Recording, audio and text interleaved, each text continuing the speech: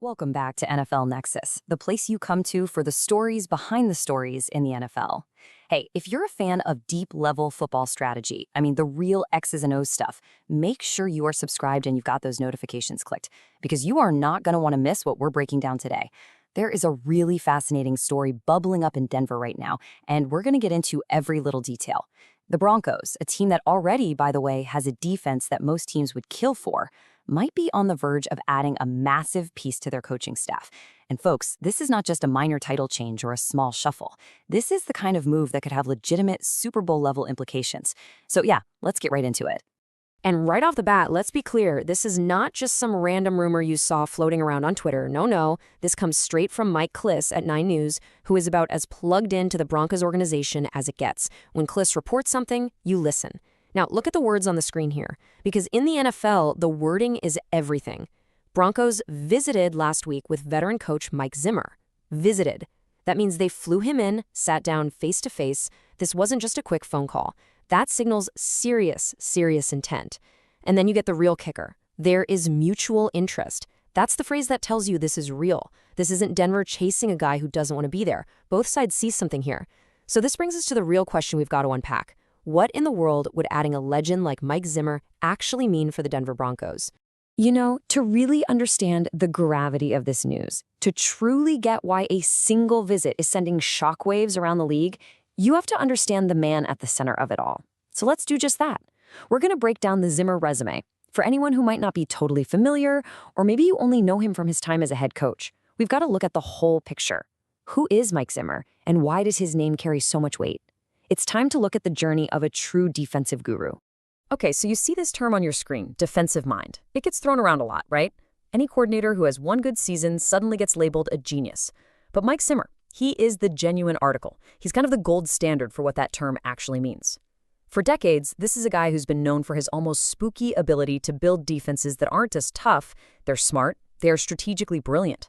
His schemes are notoriously complex, they're super aggressive, and he's famous for confusing the heck out of even the best quarterbacks with things like his signature double A-gap blitzes, where he brings pressure right up the middle. He disguises coverages better than almost anyone.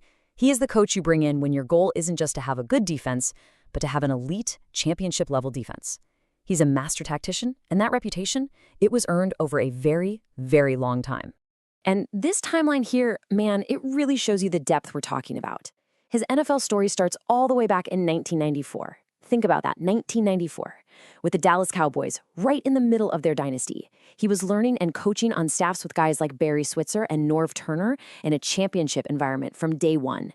He then paid his dues, worked his way up, and in 2008, he becomes a defensive coordinator for the Bengals.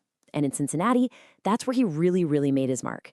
He turned that defense into a unit that was consistently tough, respected, and frankly feared around the league. And that success eventually led to his long-awaited head coaching job with the Minnesota Vikings in 2014. He was there for 8 seasons before, full circle, returning to Dallas. We're talking about a man with 45 years of coaching experience under his belt. He's seen every offensive fad come and go, and he's always found a way to succeed. And let's be absolutely crystal clear about something. He wasn't just a great coordinator. As the head man in Minnesota, he piled up 72 wins. Now you have to understand, that was in the NFC North, where he had to go up against Aaron Rodgers at the height of his powers, twice a year, every year. That is not easy sledding. He took the Vikings to the playoffs multiple times, and even got them to the NFC Championship game in 2017, a year where his defense was playing at an absolutely historic level. So the big takeaway here, the reason this matters for Denver, is that you're not just getting a brilliant defensive mind. You're getting a guy who knows what it's like to sit in that head coach's chair, to manage an entire locker room, and to build a winning culture. That kind of perspective is just invaluable. All right, so we've established who Mike Zimmer is, a defensive icon with a head coach's resume. Now let's get to the next layer of this whole thing, the Broncos connection. You see, when you hear a phrase like mutual interest in the NFL, it almost never happens by accident. It's usually because there are these pre-existing relationships, these threads of trust and respect that have been built over years.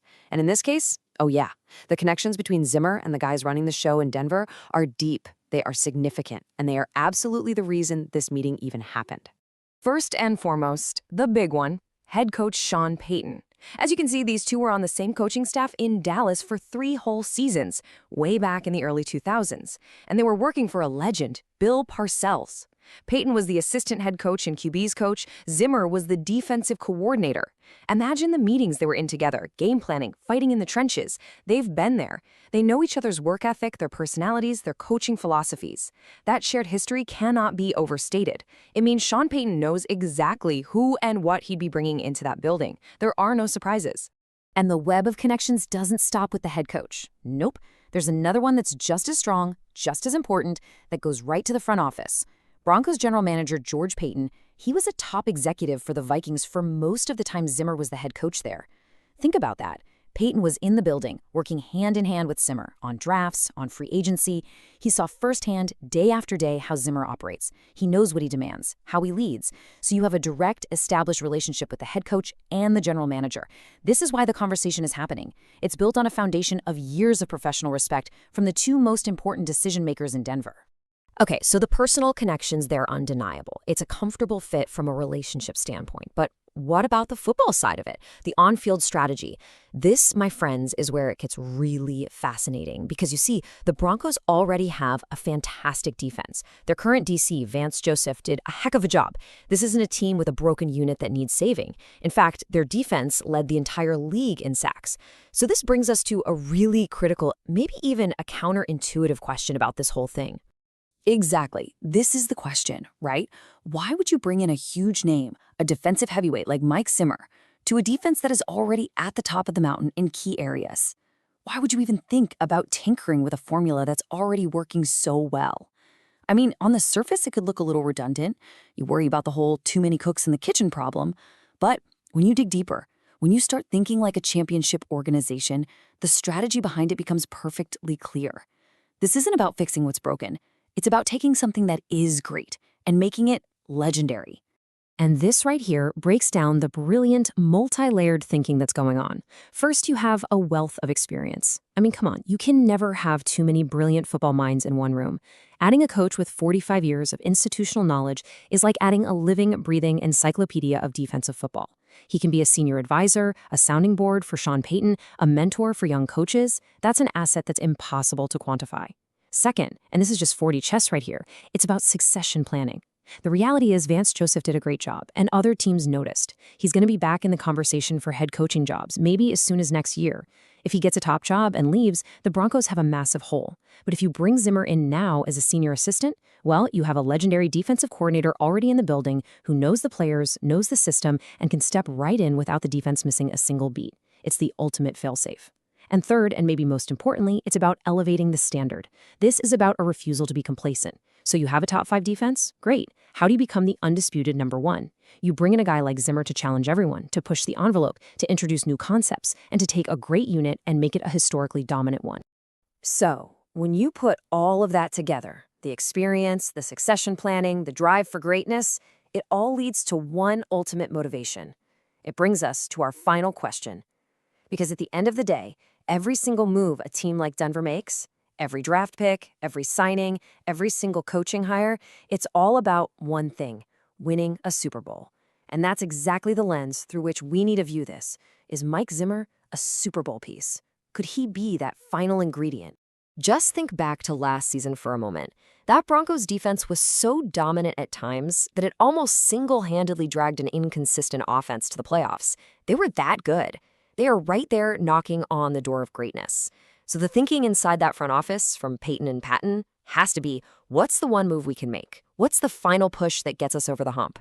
Bringing in an elite, experienced, and demanding defensive coach like Mike Zimmer, that just might be the answer. He could be the guy who turns a couple of those close losses into wins and puts this team over the top. So as we wrap this up, this is the question I want to leave you with. Is a veteran defensive guru like Mike Zimmer the final missing piece of Denver's championship puzzle? It's a bold move, no doubt. You're adding another big personality to an established staff. But for a team that is this close, it might just be the kind of gutsy, strategic masterstroke that ends up to finding a championship season. We'll be watching this one very, very closely here at NFL Nexus. Now, I want to hear from you. What do you think? Is this a brilliant move for the Broncos? Or is it a case of too many cooks in the kitchen?